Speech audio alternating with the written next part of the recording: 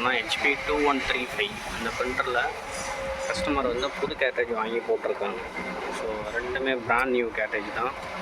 Date கூட பார்த்தீங்கன்னா 2027 வரைக்கும் இருக்குது. இன்றைக்கி டேட்டு வந்து செப்டம்பர் 2025.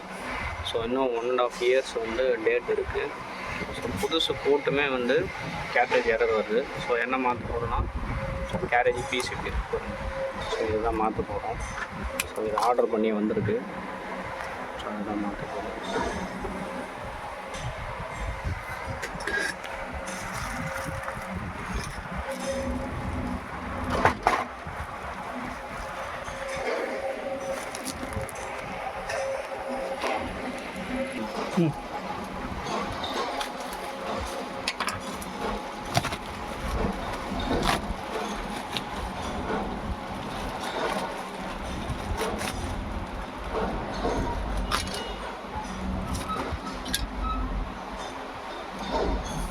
கட் பண்ணிட்டு